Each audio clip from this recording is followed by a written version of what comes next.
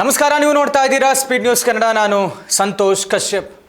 ಬಹುಭಾಷಾ ನಟ ಪ್ರಕಾಶ್ ರಾಜ್ಗೆ ಯಾವುದೇ ಕ್ಷಣದಲ್ಲಾದರೂ ಕೂಡ ಬಂಧನ ಆಗಬಹುದು ಅನ್ನುವಂಥ ಬಂಧನ ಭೀತಿ ಈಗ ಎದುರಾಗಿರುವಂಥದ್ದು. ಪ್ರಕಾಶ್ ರಾಜ್ಗೆ ACJM ಕೋರ್ಟ್ನಿಂದ ನಾನ್ ಬೇಲೆಬಲ್ ವಾರೆಂಟ್ ಬಂದಿದೆ. ಯಾವುದೇ ಕ್ಷಣದಲ್ಲಿ ಬೇಕಾದರೂ ನಟ ಪ್ರಕಾಶ್ ರಾಜ್ ಬಂಧನ ಆಗಬಹುದು. ಇತ್ತೀಚೆಗೆ ಅವರ ಹೆಸರು ಬಹಳಷ್ಟು ವಿಚಾರಗಳಲ್ಲಿ ತಳಕ ಹಾಕ್ಕೊಳ್ತಾ ಇದೆ. ಎಲ್ಲೆಡೆಯೂ ಕೂಡ ಸುದ್ದಿಯಲ್ಲಿದ್ದಾರೆ. ಸದಾ ಒಂದಿಲ್ಲೊಂದು ವಿವಾದದಿಂದ ಸುದ್ದಿಯಲ್ಲಿರುವಂತಹ ಪ್ರಕಾಶ್ ರಾಜ್ ಯಾವಾಗಲೂ ಪ್ರಧಾನಿ ಮೋದಿಯವರನ್ನ, BJPಯವರನ್ನ ತಮ್ಮ ಲೆಫ್ಟಿಸ್ಟ್ ಐಡಿಯಾಲಜೀಸ್ನ ಇಟ್ಕೊಂಡು ಎಡಚರ ಬುದ್ಧಿಯಿಂದ ಎಲ್ಲವನ್ನೂ ಕೂಡ ಜಸ್ಟ್ ಆಸ್ಕಿಂಗ್ ಅನ್ನುವಂಥ ಹ್ಯಾಶ್ಟ್ಯಾಗ್ ಜೊತೆಗೆ ಸೋಷಿಯಲ್ ಮೀಡಿಯಾದಲ್ಲಷ್ಟೇ ಧ್ವನಿ ಎತ್ತುವಂತಹ ಈ ನಟ ಇತ್ತೀಚೆಗೆ ಧರ್ಮಸ್ಥಳದ ಬುರ್ಡೆ ಗ್ಯಾಂಗ್ ವಿಚಾರದಲ್ಲೂ ಕೂಡ ಇವರ ಹೆಸರು ತಳಕು ಹಾಕೊಂಡಿತ್ತು. ಅಂದರೆ ಮಾಸ್ಕ್ ಮ್ಯಾನ್ ಚಿನ್ನಯ್ಯ ತಾನು ಸಲ್ಲಿಸಿದ್ದಂತಹ ರಿಟ್ ಅರ್ಜಿಯಲ್ಲಿ ಇವರ ಹೆಸರನ್ನು ಕೂಡ ಉಲ್ಲೇಖ ಮಾಡಿದ್ದ.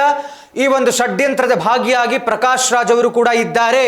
ಈ 200 ಕೋಟಿ ರೂಪಾಯಿ ವ್ಯವಹಾರದಲ್ಲಿ ಪ್ರಕಾಶ್ ರಾಜ್ ಅವರು ಕೂಡ ಭಾಗಿ ಅನ್ನುವಂಥ ಹೇಳಿಕೆಯನ್ನು ಕೊಟ್ಟಿದ್ದ.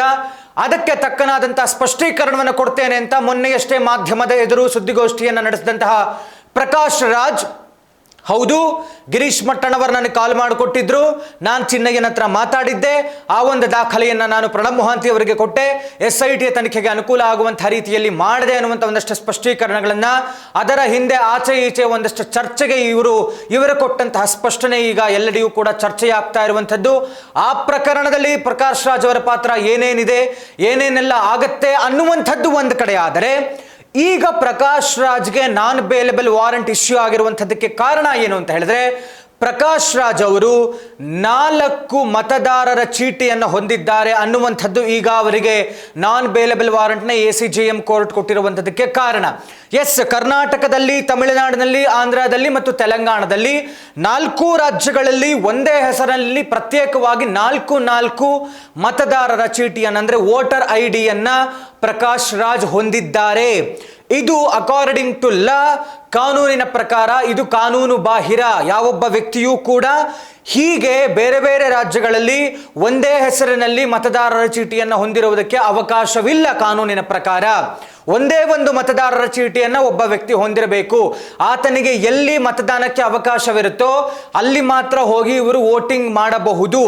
ಆದರೆ ಪ್ರಕಾಶ್ ರಾಜ್ ಅವರು 4 ರಾಜ್ಯಗಳಲ್ಲಿ ಅಂದರೆ ಕರ್ನಾಟಕ, ತಮಿಳುನಾಡು, ಆಂಧ್ರ ಮತ್ತು ತೆಲಂಗಾಣದಲ್ಲಿ ಪ್ರತ್ಯೇಕವಾಗಿ ಒಂದೇ ಹೆಸರಲ್ಲಿ 4 ವೋಟರ್ ID ಇರುವಂಥದ್ದು.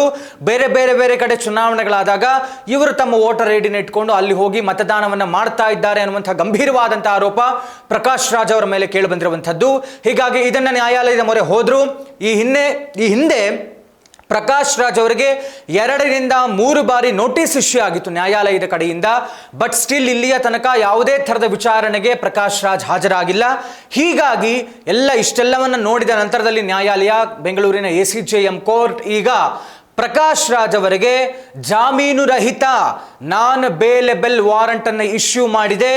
ಯಾವ ಕ್ಷಣದಲ್ಲಿ ಬೇಕಾದರೂ ನಟ ಪ್ರಕಾಶ್ ರಾಜ್ ಬಂಧನಕ್ಕೆ ಒಳಗಾಗಬಹುದು. ಬಂಧನಕ್ಕೆ ಒಳಗಾಗಲೇಬೇಕಾಗುತ್ತೆ. ಅದಾದ ನಂತರ ಮುಂದಿನ ಕಾನೂನು ಪ್ರಕ್ರಿಯೆಗಳೇನಿರುತ್ತೆ ಅದೆಲ್ಲವನ್ನು ಕೂಡ ಕಾನೂನಿನ ಹೋರಾಟವನ್ನು ಪ್ರಕಾಶ್ ರಾಜ್ ಮಾಡಬೇಕಾಗತ್ತೆ.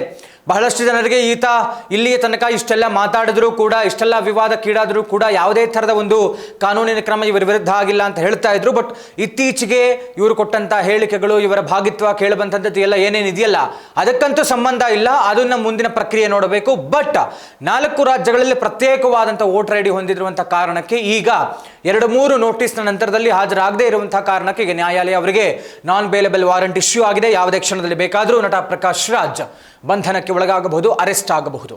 ಇದಾಗಿತ್ತು ಇವತ್ತಿನ ವಿಶೇಷ. ನೋಡ್ತಾ ಇರಿ ಸ್ಪೀಡ್ ನ್ಯೂಸ್ ಕನ್ನಡ. ಸುದ್ದಿ ನಿಮ್ಮದು, ವೇಗ ನಮ್ಮದು.